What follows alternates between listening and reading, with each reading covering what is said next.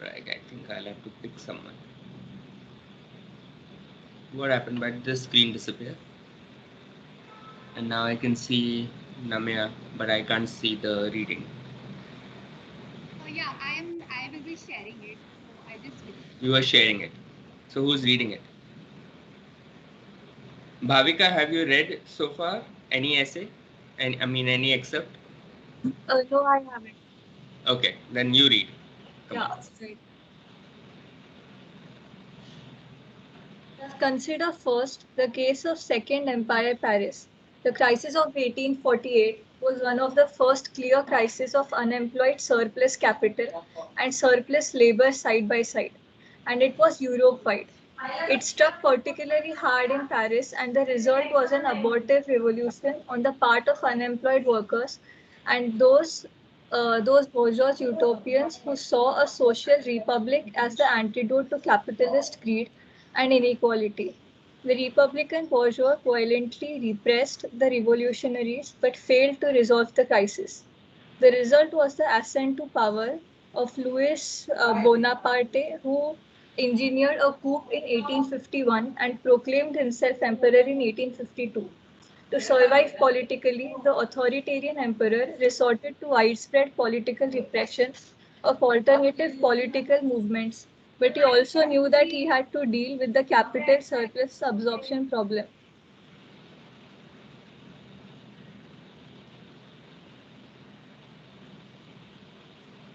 Hello, can you hear me? Yes. Go ahead, go ahead. You're doing well. Go ahead. Continue reading. To survive politically, the authoritarian emperor resorted to widespread political repression to alternative political movements. But he also knew that he had to deal with capital surplus absorption problem. And this he did by announcing a vast program of infrastructural investment, both at home and abroad. Abroad, this meant the construction of railroads throughout Europe and down into Orient, as well as support for grand works such as Suez Canal. At home, it meant consolidating the railway network, building ports and harbors, draining marshes, and the like. But above all, it entailed the reconfiguration of the urban infrastructure of Paris. Bonaparte brought Haussmann to Paris to take charge of the public works in 1853.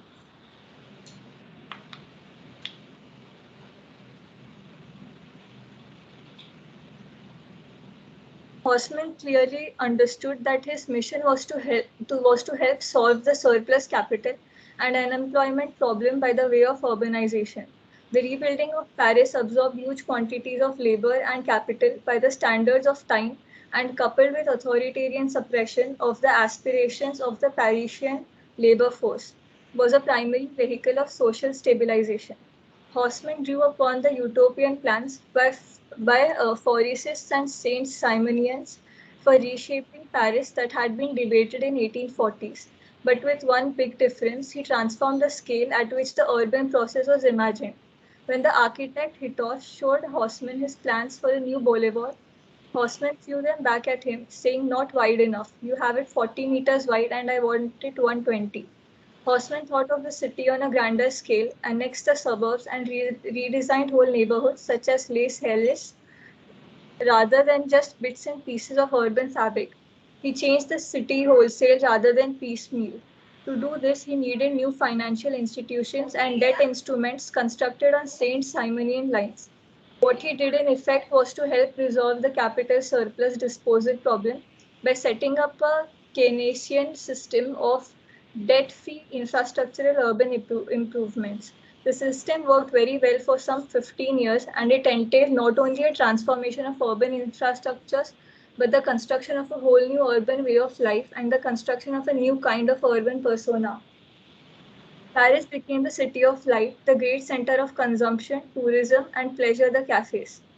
The department stores, the fashion industries, the grand expositions all changed the urban way of life in ways that could absorb vast surpluses through crass consumerism, which offended traditionalists and excluded workers alike. But then in 1868, the overextended and increasingly speculative financial system and credit structures on which this was based crashed. Haussmann was forced from power. In desperation, Napoleon III went to war against Bismarck's Germany and lost. In the vacuum that followed arose the Paris Commune, one of the greatest revolutionary episodes in capitalist urban history.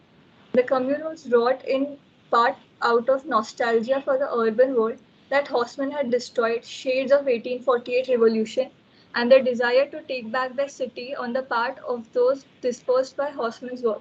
But the Commune also articulated conflictual, forward-looking visions of alternative socialist as opposed to monopoly capitalist. Modernities that pitted ideals of centralized hierarchical control, the Jacobean current, against decentralized anarchist visions of popular control led by the Proudhonists in 1878. In the midst of intense recriminations over who was at fault for the loss of commune, there occurred the radical political break between the Marxists and the anarchists that to this day still unfortunately divides so much of the left opposition to capitalism. Okay, thank you. Thank you, Bhavika. So this is a fairly broad sweep and it goes really fast. So just to give you some kind of also explanation as to what is going on here, right? So if you can scroll up, whoever is sharing the screen, who's sharing the Namya is sharing the screen. Okay, now what is being discussed here and what Harvey is describing, I don't know, you guys must have heard of the French Revolution, and I don't know if you have read anything about it or if you've watched some documentaries online or on as a movie or something like that. But I mean, this is, I'm not going to get into the French Revolution here. This is not that class, but it's important to point out what the general thesis that Harvey is bringing up, right? The Harvey, obviously, as you guys know, comes from the Marxist tradition of social theory, which looks at which is more oriented towards looking at the process of capitalism or modes of production, the material foundations of life. What that means is basically what Marxist theory assumes or holds is that people come to believe what they believe, and the ideas that they have are a reflection of the way in which their material lives are organized, right? To give you an illustration of that, the way in which, for instance, the interests in society are organized based on material interests, material needs and so on. So, for instance, the capitalists, for them, their main concern is to find ways of generating profits, or in the language and Marxist jargon, it's called surplus. And for the working class, it is usually to be able to get better wages and so on. But that's one level of interest, right?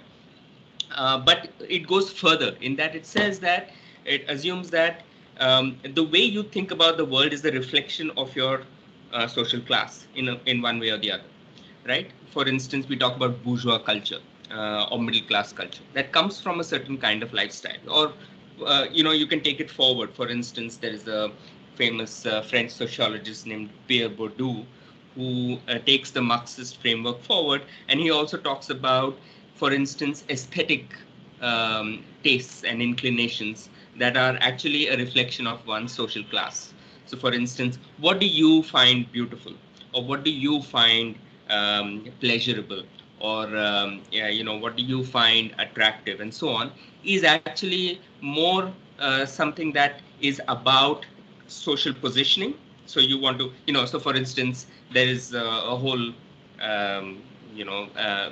what is called high art. For instance, high art is about liking things that generally is kind of detached from what is called popular art.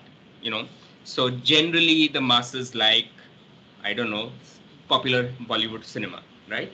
But then there are the people who like high art, who tend to like movies which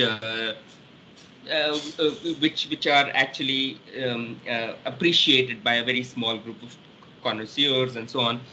So by doing that, by cultivating taste in certain kinds of objects or things, the group of art critics or people who appreciate high art detach themselves from the masses.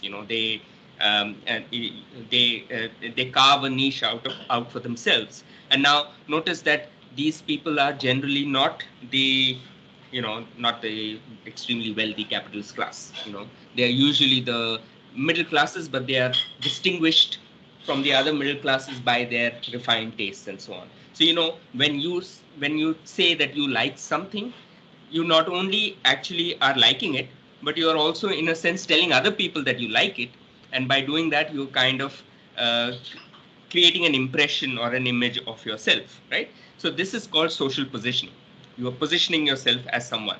If you like, let's say, a film by obscure artist who makes high art films, you are saying that you are refined or cultivated enough to appreciate this kind of thing, whereas the others don't do that. So there is a certain degree of bragging rights or snobbery that you can claim because so you are actually doing what Bourdieu calls social positioning. You are identifying things that you like based on where you want to be or which kind of networks you want to belong to and so on. So it's a kind of a process that reflects your social class and your aspirations and so on. So in a way that's an extension of Marx's idea. It's more kind of in the cultural domain, but in Marx's theory it has to do more with, okay, the capitalists will do what is in the interest of the capitalist class, and what is in the interest of the capitalist class is to make more money, right? So coming back to David Harvey and this essay, sorry for the long digression, but what David Harvey is talking about is that if you are a capitalist, let's say you're a banker or you're an industrialist, and you have generated surpluses, lots of profits, you have money, you have capital. Now, for a capitalist, you don't just accumulate capital and put it in the bank, because what the returns that you get from the bank, are way less as compared to what you would get if you invest or reinvest that money. But if you're a capitalist, your problem is where to invest the money. And you're not talking about, let's say, what you and I save, maybe a few tens of thousands or maybe a lakh or something like that. We're talking about lots of money. We're talking about the Adanis and Ambanis of the world, right? For them, the problem is where do we invest our profits? So David Harvey talks about this as circuits of capital. He says, there is a primary circuit of capital, which is basically industrial production. So if you're an industrialist, you generate profits by manufacturing and sale and so on. And then what happens is, once this surplus is accumulated, these profits accumulate, you don't know what to do with it. And so you pressurize the state to create avenues for investment. Okay, and usually in urbanization, for David Harvey, is a way in which this capitalist surplus accumulation problem is solved. Why? Because if you have to, building big metros, building flyovers, building freeways, building large urban renewal works, infrastructure to link rivers, all of this is what? This is the surplus capital which is reinvested. Now, why do capitalists want the state to do that? Because that creates new markets for them.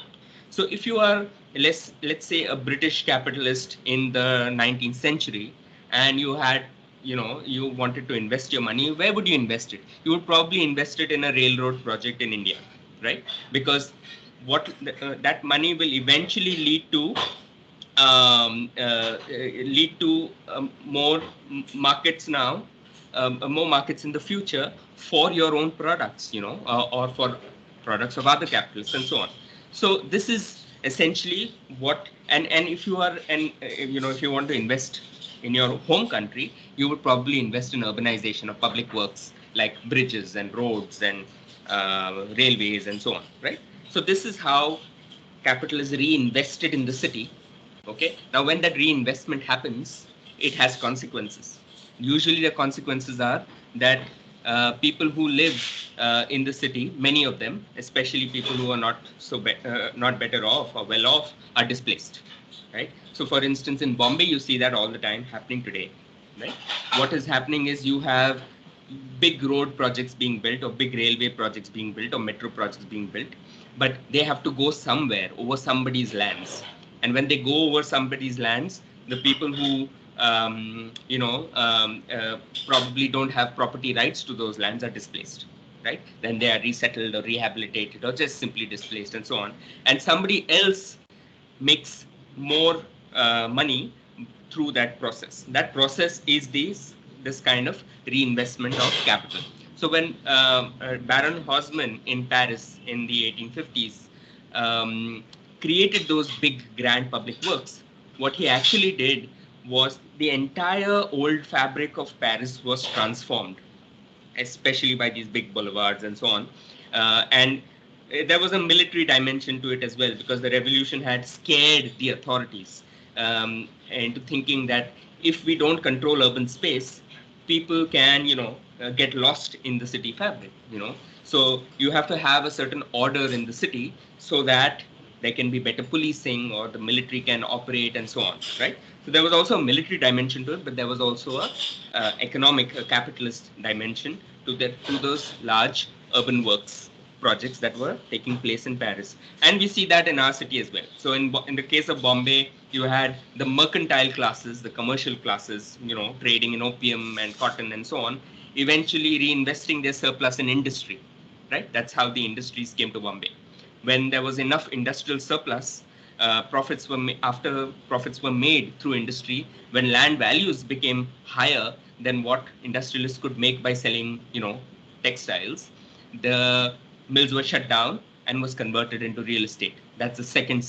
And if you want to benefit from real estate, you want bigger roads, you want bigger metros, you want bigger railway stations, and so on. And so all of that money comes back through state investment into the city for the generation of real estate surpluses. So this process kind of goes on, which is what David Harvey is describing. So for Harvey, the problem of capitalist urbanization is the problem of dealing with the surplus, and he's talking about the problem for the capitalists, not for not for people who are displaced and so on, but for the capitalists, the problem is what to do with the surplus.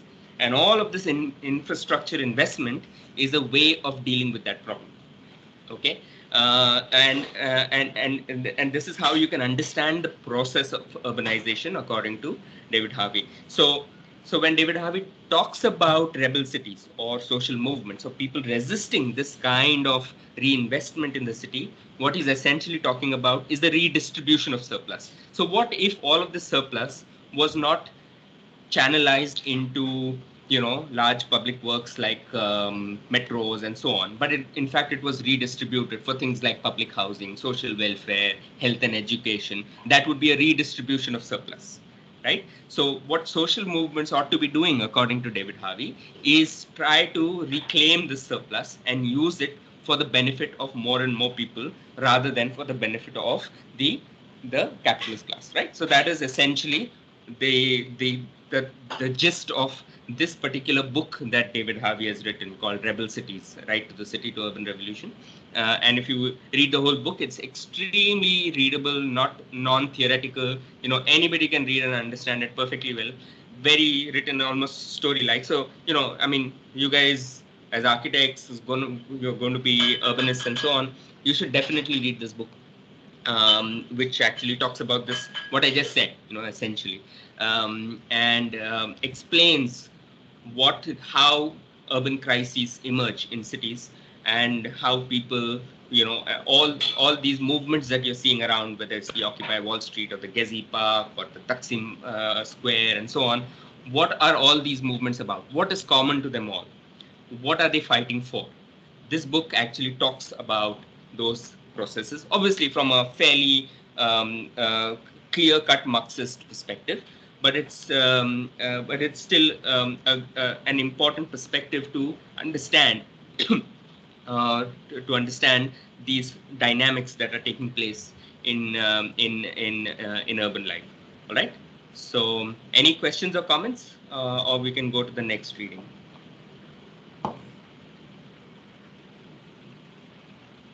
Yeah, anybody? If the discussion at any point gets too abstract, please stop me and clarify, all right? And don't be shy.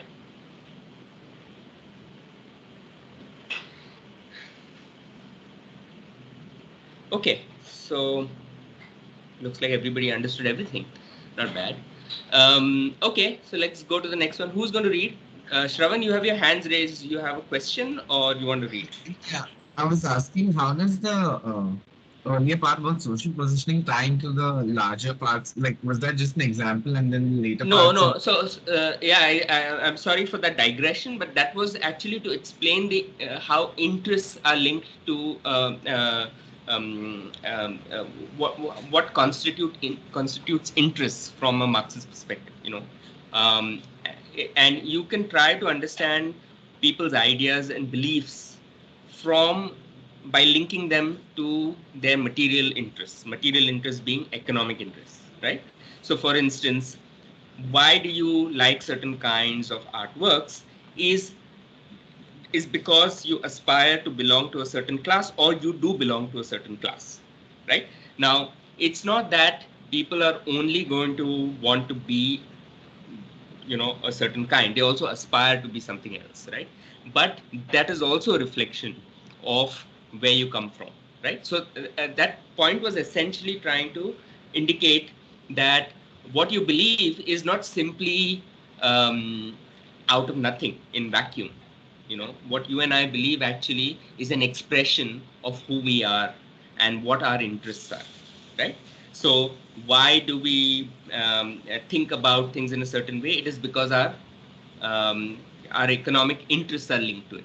Why do capitalist class behave in a certain way? So you understand social behavior through economic interests. That is what Marxist theory tries to do. Okay, tries to understand social behavior through by identifying economic interests, right? So that to illustrate that point, I was talking about art, and I was talking about art because that is generally things that you and I are interested in as students of architecture. But that was that point. But it was about trying to understand what materialist theory means, from a Marxist perspective. Yeah, I hope that helped clarify the problem. Yeah. Yes, thank you. Now the second part makes much more sense. Okay. All right. Who wants to read the second one, or should I identify somebody?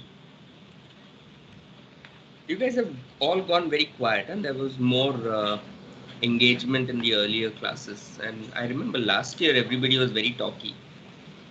This time, I guess, I don't know what it is. Bhakti Jain, why don't you read? Yeah, give me a minute. Hmm?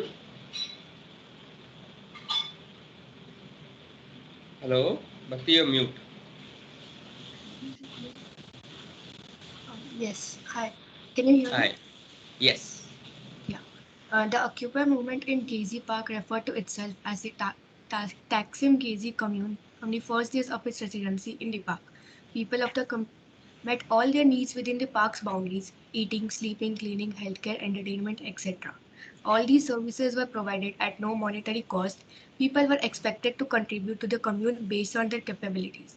Exchange was conducted through goods and services rather than money. As a physical space, Gezi Park also accommodated a range of activities of collective character, including a public library for sharing books, public gardens, a performance stage for concerts, theatre, and ballet, provision of child care and spaces for group prayers and yoga groups in designated areas of the park.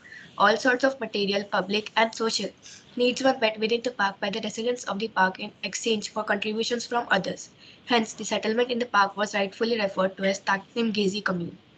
Taking the recent Occupy Taking the recent Occupy movement in Istanbul's Taksim Gezi Park as a point of observation, we highlight specific spatial practices and place-based tactics and strategies that activists use to resist exclusionary and aggressively market-based urban development projects in the contemporary neoliberal city. Inhabitants of Istanbul do have legal rights to live in Istanbul, but the real estate capital interest through the state and private developers uproot them from the city by eradicating the public spaces they use. When sanctioned channels for citizen participation in decisions that matter to them ignore their interests and rights to inhabit the city and enjoy its public spaces, people fight back, inventing their own spaces and forms of participation to assert their right to urban spaces. Through invented spaces and forms of participation, they can ultimately assert their kind of urban development, one that is not elitist and does not exclude them from urban public space. Studying the creative spaces practices in urban contestations around Gezi Park redevelopment, we stress that beyond the invited spaces of participation, those that are routinized, provisioned, and recognized through the status quo channels, we need to take seriously the power of inventing spaces of activism, those imagined outside the conventional frameworks of political participation or contestation. Innovative activities, uh, acts of citizenship performed in public space, we should disrupt the urban business as usual in symbolic and pragmatic terms to assert citizens' right to the city and bring counter-development against exclusionary urban development projects and processes. Through creative practices by which citizens express, communicate, symbolize, and perform their right to exist in the city, inhabitants of Istanbul assert their right to the city outside and perform their outside formal legal process. The performative acts of protest we document in the case of Gezi movement provide empirical evidence about the power of people to develop a public sphere and public space from below. When the public space of Gezi Park was threatened by the force of neoliberal depositions and expropriation, people were able to reclaim a public square and its use against the state and private developers' interest. These were acts performed individually and collectively to expand the usage of very urban space that capital aims to limit to those with greater economic resources, excluding the public in favor of enhancing private benefits. We interpret these insurgent act of practices of development, unorthodox and innovative, yet concrete in their spatial outcome and gain.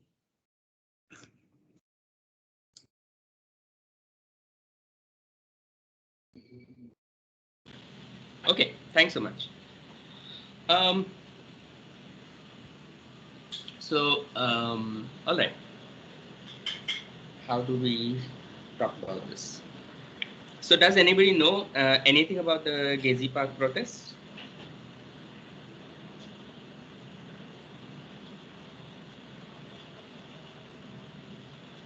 Nobody heard of it? Anybody heard of it? Raise your hands, please, if you have heard of it. No? Okay, not one. That's very interesting. Okay, have you heard of the Occupy Wall Street movement? Yes. Other than Shravan lives part-time in the yes. United States, so he is not counted in this question. Anybody else has heard of Occupy Wall Street?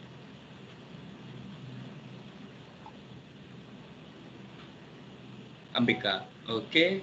Who else? Ambika, why don't you tell us about Occupy Wall Street or whatever you know? I just know that it was a protest that happened against economic equality and because Wall Street was Inequality, the most inequality. Yeah. You said equality. So I don't know anybody would want No, to I said protest. inequality. Okay, I didn't hear. Sorry. Maybe that's the Sorry. internet. Yes. Okay. Yes, it was about that. In fact, the Occupy Wall Street movement was the one that coined that very famous slogan saying, "We are the 99%." And it was a fairly broad-based movement. You know, one of the things about the Occupy Wall Street or the Gezi Park was that all of those began as with were triggered by something, but then the movement grew to include a lot of other issues. Okay, in fact, the Occupy Wall Street, if you go online and you look at the Occupy Wall Street charter, it has a whole lot of things. You know, broadly, it is about against economic inequality, but it has various other things in it. Actually, I mean, to a large extent, it was triggered by the financial crisis in 2008 and the kind of, the subprime mortgage crisis and the fact that many people were left homeless and mainly, and obviously the banks and the financial companies benefited immensely by it, and they were later bailed out instead of being penalized and all of that.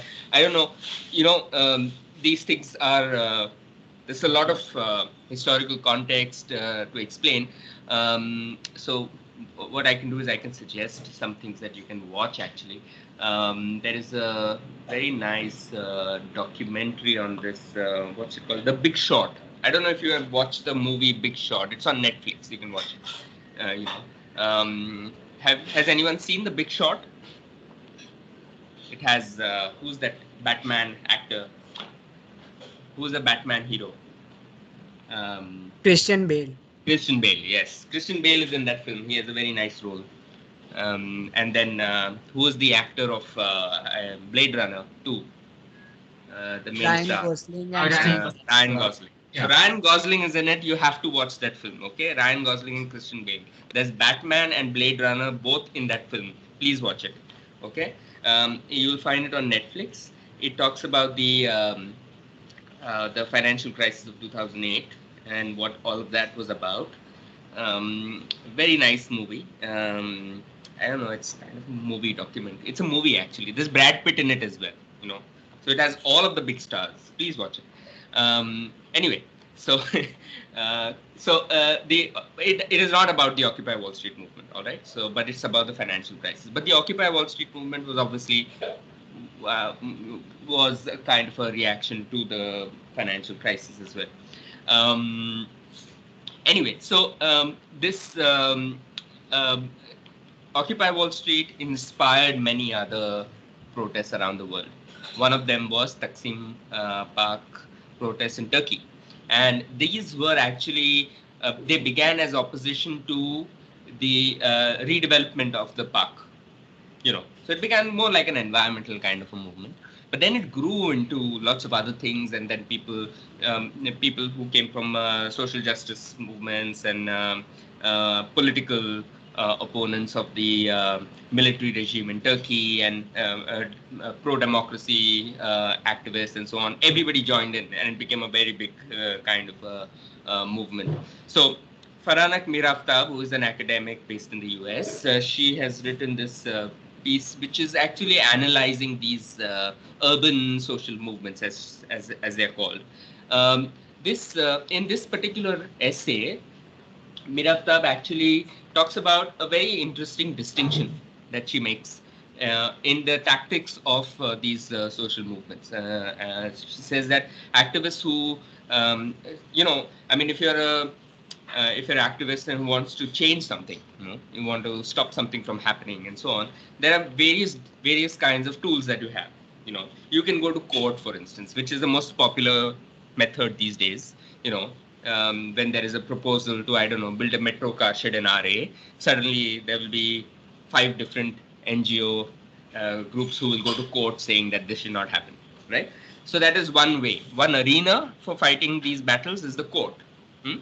That's the legal, you're kind of fighting this battle in the court of law.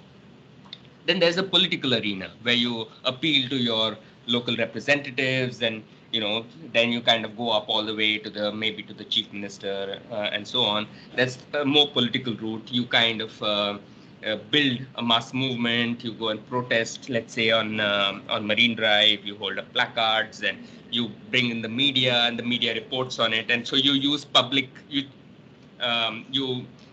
influence public opinion. That's the third arena. So there are various arenas that activists generally use to either stop things or to change things, right? There are many others as well. Okay. In the Occupy movement, what happened was that the activists there did not simply protest, sloganeer, raise placards. They did all of that, but they did something else. They occupied the park. And by occupying it, what they did was they built they set up libraries there, they set up kitchens there, they set up these various discussion councils, and they had meetings there, and they literally started living there on the park, and in a kind of a and all of these things that they started, these initiatives, whether it's the library or the you know um, the discussion forums and all of that, all of those were organized not in a formal kind of a hierarchical way, but as these egalitarian, democratically organized or structured groups, and social structures. And what they were trying to do was to demonstrate how these things can be done. So the purpose of the protest was not only to protest and appeal to some authority to change things, but it was to also demonstrate how things should actually happen.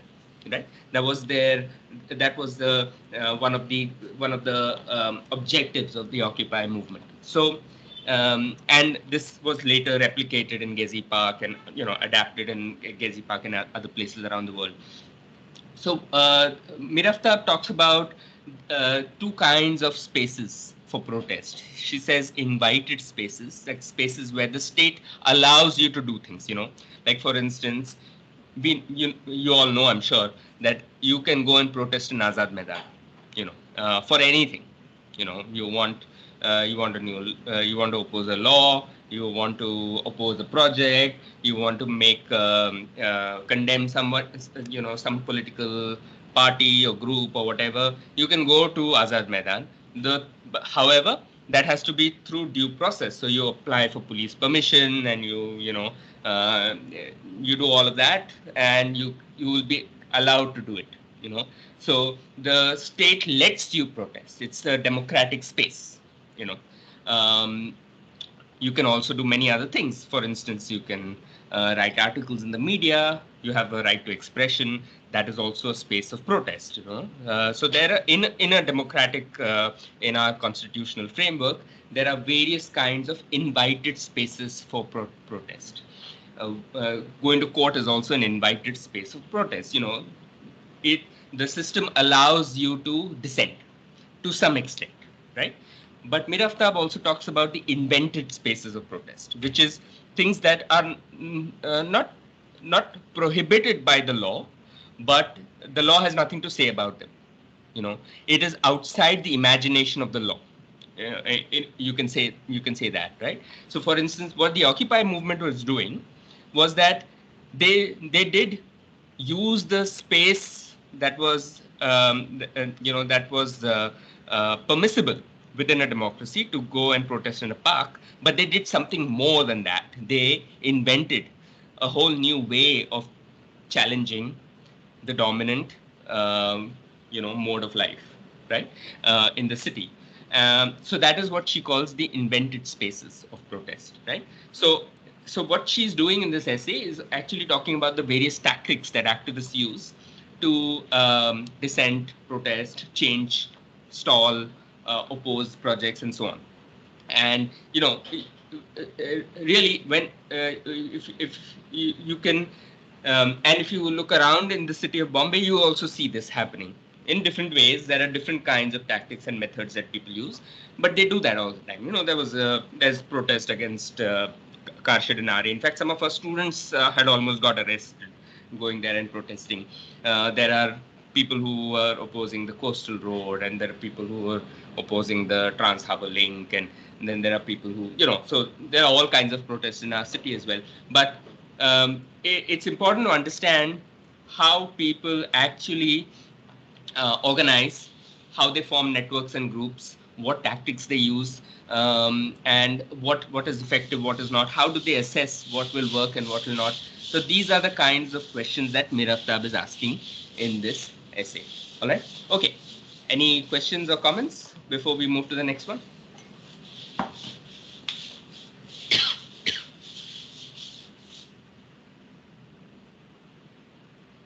No? See, it's like for 1 hour, 1.5 hours, I'm just talking to myself. It's really, interesting this experience. Okay, let's go to the next one. Sorry, I've also attached in the chat another YouTube documentary on the financial crisis that was actually quite interesting in case Which anyone one wants is to. this? Which one? Panic. Okay, I This haven't one's seen. a wise, it slightly prejudiced one, but it's a good take on the entire thing if you're new to what you want to understand. Okay, thanks so much. Even I'll watch this. All right, good. Um, okay. Who wants to go next?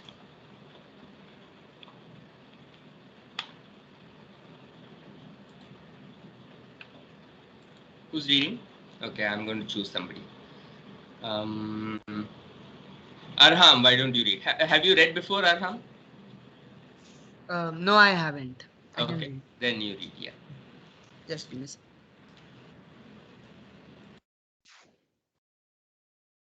Crises are the unfinished products of historical debates and conflicts involving meaning, functions, and form. We have observed throughout the different situations presented in this book how grassroots mobilization has been a crucial factor in the shaping of the city, as well as the decisive element in urban innovation against prevailing social interests. While the situations which we researched were carefully selected to maximize the impact of urban change fostered by social mobilization, it is a theoretical perspective to consider all cities as being shaped by the outcome of social conflicts and contradictory projects. The structurally dominant interests prevail more often than not and so shape the city.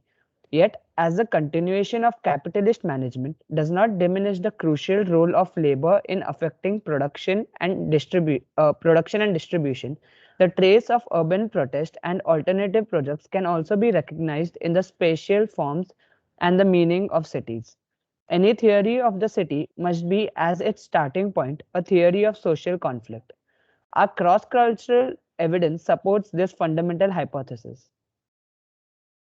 Because all these potential sources do not have autonomous means of expression, organization, and mobilization, they have come together in a negative and reactive way in, in the shape of urban movements. When they are primitive and one-dimensional reactions, they take the form of urban protest.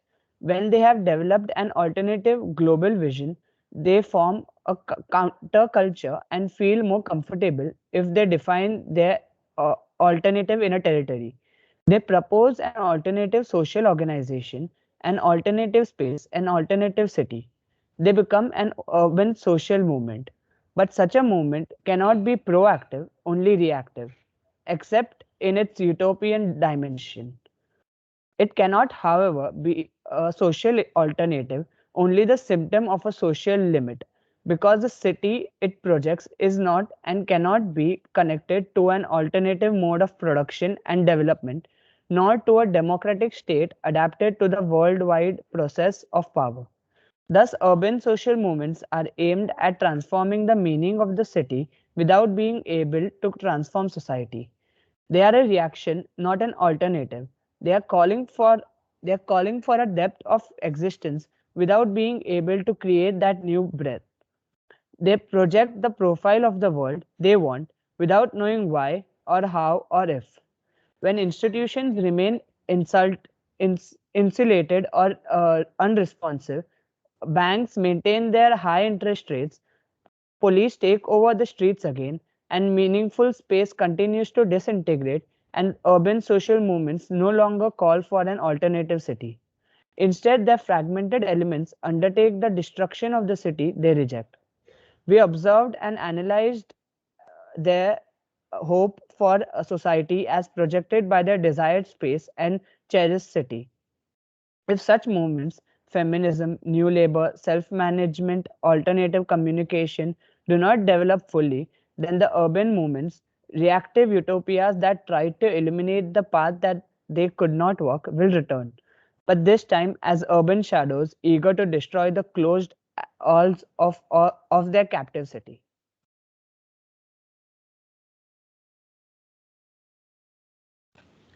Okay, who's sharing this? Namaya is sharing this. Namaya, if you can rotate this particular table, make it landscape so that everybody can see. Yeah, thanks so much. Um, Okay, so Castells is obviously we did one reading from Castells last week, and and this is a very different text from the first two. It's more theoretical, but basically there are some very important ideas in this piece. You know, one of them is that who shapes the city predominantly. And he says that the dominant structural interests shape the city. You know, so my question for all of you is, who are the dominant structural interests in the city?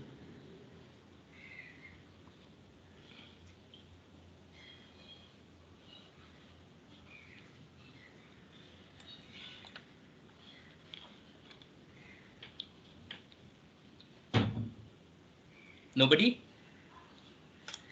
Who are the dominant interests in the city or in society? Look around you. The upper class, the rich What people. upper class? Okay, the rich. Okay. Now the rich is a very vague term. Okay. Um, um, you know, all of us are actually, most of us in this class at least are rich. You know, rich is not a very um, precise term to understand this. Hmm? Let's see. Anybody else? Any ideas? The business class. The business class, okay. The I mean, even that you should be a little more specific. You probably, you know, the mom and pop store that you have um, down below in your apartment building is also a business person, maybe run by a family. Hmm?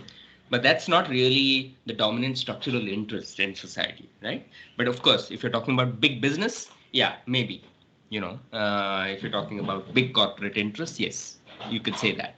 Ambika, you have your hand raised. Affluent industrials and influential political parties that are currently in power. Okay, And well, large political parties. That is true. You know, the political class, let's say, people who are elected into positions of decision making, they're obviously dominant, structurally dominant interests.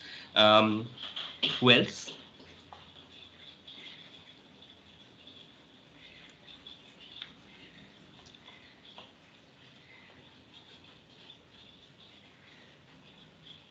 No one else? One who maybe control the production and distribution of resources, maybe, or like. Yes, very good. Yes, but that's what we are talking about. Big business, right?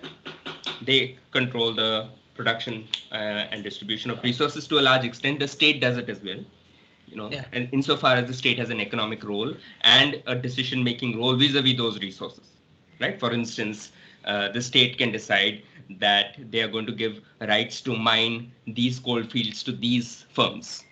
Okay, so that's the state is the decision maker, but then the rights are given to a particular firm or a company to do it. And, you know, so there is a certain kind of influence that obviously certain groups have over the state, which manage to do that. So, you know, so you're talking about that. All right, fine. But you should also think about, but it's not so simple, right? There are other interests as well, which are dominant. For instance, the high level bureaucrats. Okay, they do not appear so much in public, but they do advise decision makers. In that, they are a very powerful group of people.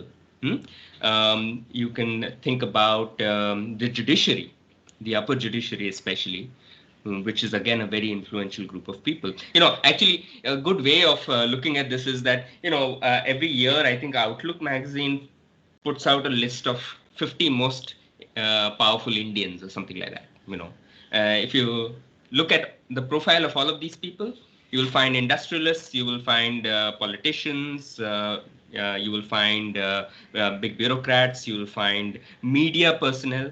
You know, like Arnab Goswami is very influential. Obviously, he doesn't have decision-making power, but he has but the media has the ability to influence, right? So in that, it has a power as well.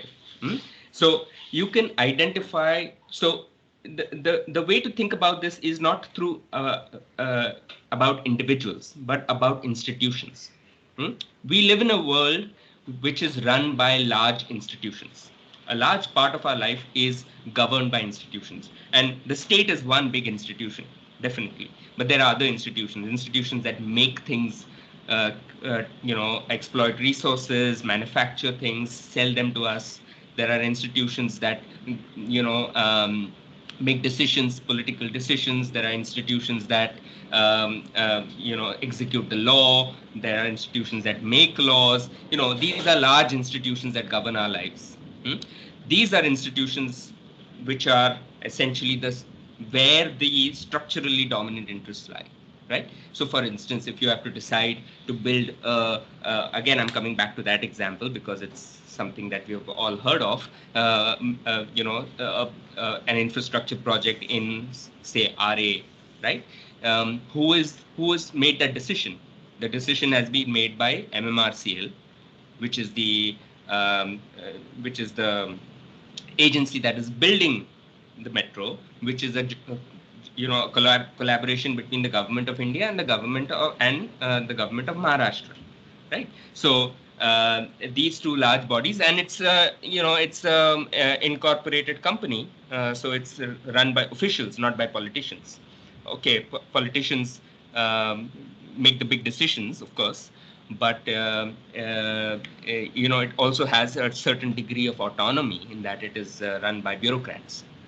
So you have to understand the role of the bureaucracy, the military, the big bureaucracy, the political class, the business class, and within that, then you will find, because the media is big business as well, it falls within that, and so the military is a very important and powerful institution. So the police. So these are the structurally dominant interests.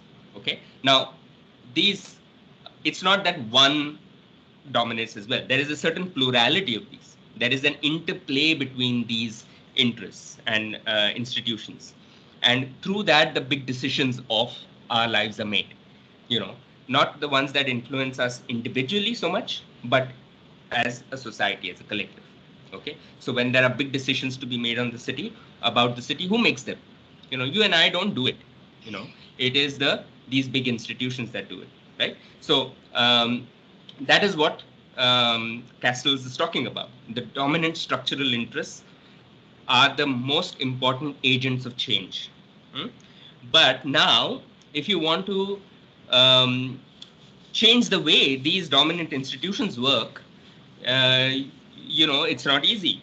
That is the reason why the Occupy Wall Street movement was about getting all of these people together under a slogan saying, we are the 99%, we are the majority of the society, but we have very little power to make decisions, right? This is what it was talking about, right?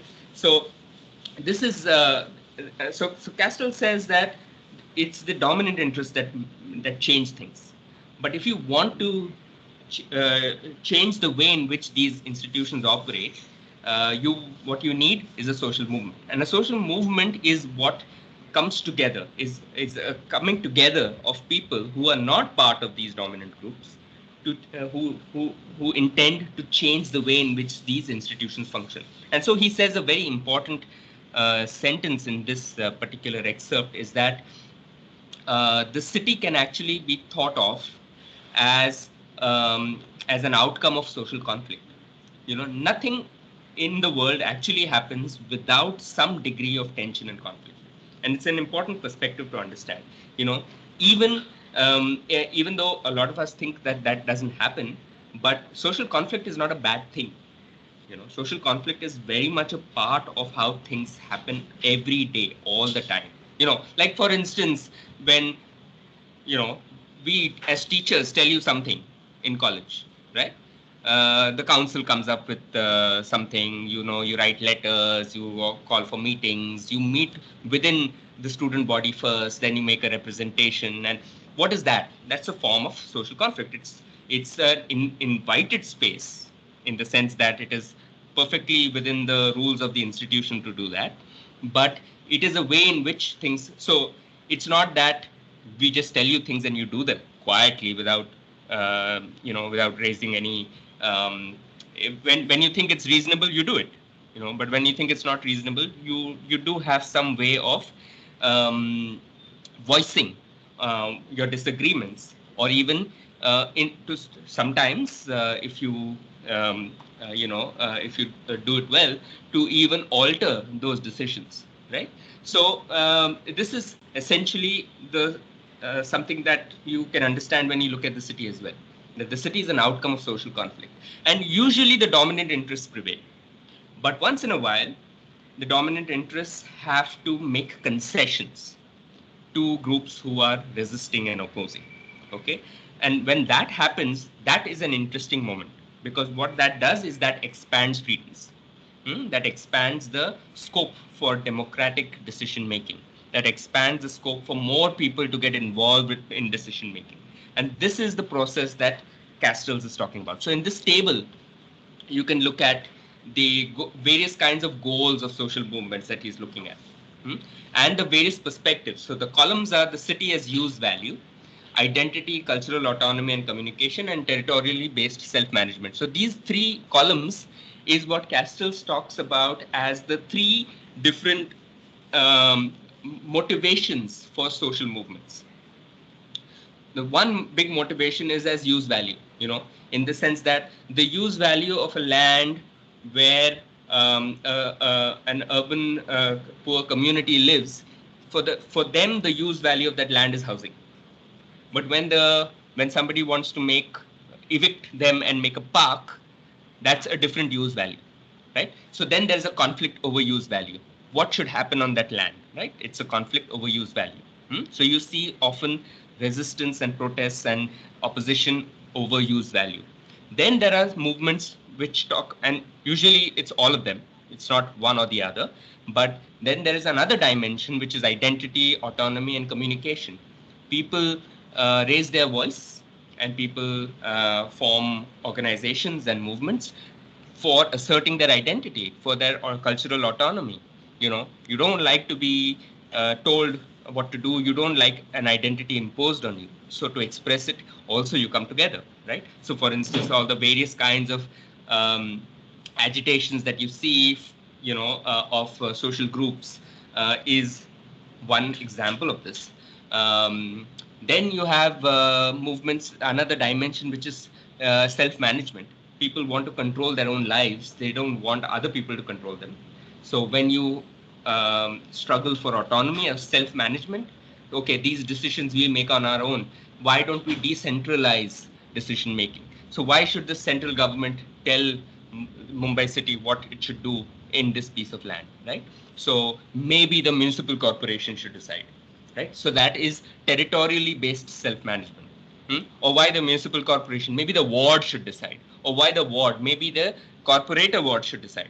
Or maybe the neighborhood should decide. So these conflicts over who has jurisdiction is also something that you see all the time.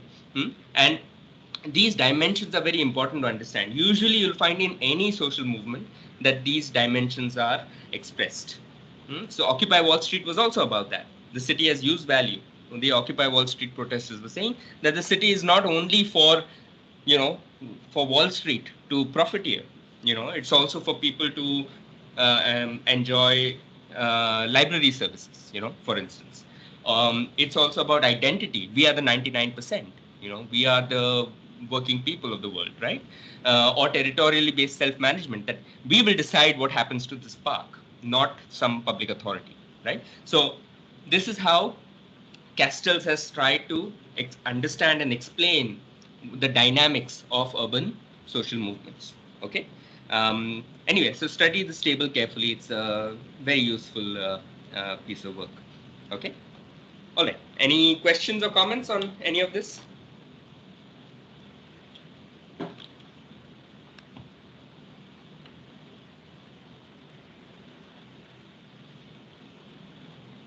No, nothing. The class some in chat. Oh yeah. Oh, sorry, I haven't been seeing that. 1 second. Chirag says this happened at the Farm Bill protest on the borders of Delhi. Exactly. Yes. Yes. People start making their tents on the road. They made some structures for their meeting, and they have occupied the capital, right? And they're saying we won't go from here till you accept our demands.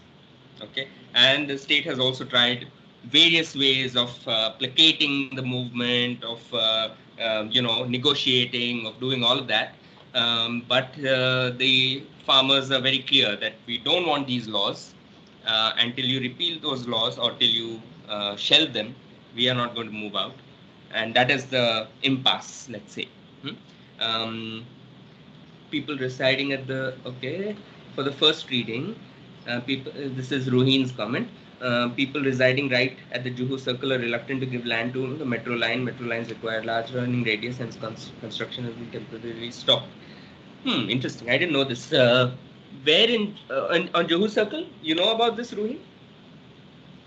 Yeah, I got to know this through a friend that resides in the same building. Yeah. Also, the turn of that metro line when it Yeah. turns. Okay. So, uh, which societies are opposing this? Uh, The one along the road that goes towards Warsaw, or the one that goes towards Juhu Beach? towards Parle. Towards Vilepale?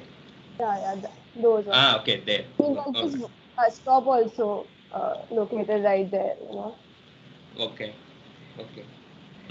Interesting. Actually, when it comes to the metro, there was a lot of opposition from people in Bandra and Juhu uh, about the metro going overground. But they were not opposing the metro as a whole. What they were saying was you take it underground so that our roads and our views don't get ruined. Uh, and so obviously now this is where we come to the question of the first reading. It's an expression of a certain interest of a certain group of people, for whom a view is very important.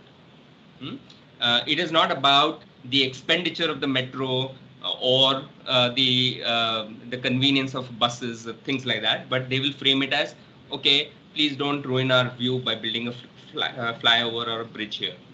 For instance, that famous case of Lata Mangeshkar opposing the Pedder Road flyover. And people cite that as an example even today. But there are many reasons why we should not build a flyover. The view is probably the last of them, but it is also a concern, and it is a concern of certain group of people. So yes, that's an important point as well. It indicates why people resist, but it also indicates who resists on what grounds. Everybody doesn't resist everything on the same grounds. Actually, you will find that within the social movement itself, you will find different groups of people having very different interests. And insofar as they can kind of converge, they tend to have a movement. If they don't converge, then there is no movement. So that's an important point as well. Yeah.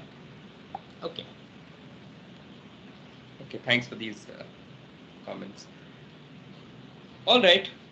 So yeah.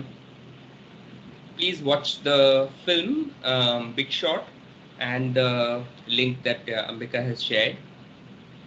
And we'll meet next week. Next week, we are doing colonial cities. Okay? Sir, I just had one question. Yeah. When we're talking about all these kinds of structures in society, so what, I mean, it's not just wealth. Like when we're implying that there are some groups that have interest in the city and whose interests are driving the city, it's not just wealth, right? There are, like you mentioned, the media as the power of influence more than anything else. Yeah. So, like even with the wealthy, like there is more to it than the wealth, right? It's not just the fact that they have money to throw around, or is it just the fact that they can just throw money at a problem and like? No. Actually, not at all. In fact, you see, the thing is that first of all, even decision makers are not all wealthy. Who are the big decision makers? Usually, the people who are who are the main decision makers in society are the political class, and they are not big business. But what is important to understand is how interests of the wealthy and the powerful converge. Okay, that is where you see And you're right that it's not always wealth that controls everything. Um, Political power is sometimes has to do with wealth, sometimes it simply has to do with domination. You know, and so I mean I don't disagree with you at all.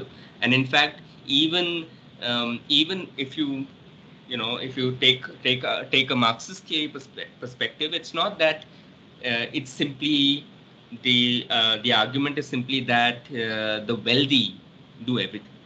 I mean, the point is not about wealth. Actually, there may be wealthy people who, like film personalities, for instance, they're very wealthy. You know, they don't have power. You know, there are wealthy people who don't have power. There are people who don't have wealth who have power. So it's not about wealth only. It's about trying to understand the institutions that structure a society and how these work, right? And how these work, how they converge with one another, how interests converge, and so on. And that is something that is that needs to, that we must try and analyze, because the story is not so simple. It's never so simple. Hmm? So yeah, I agree with you that it's not only wealth.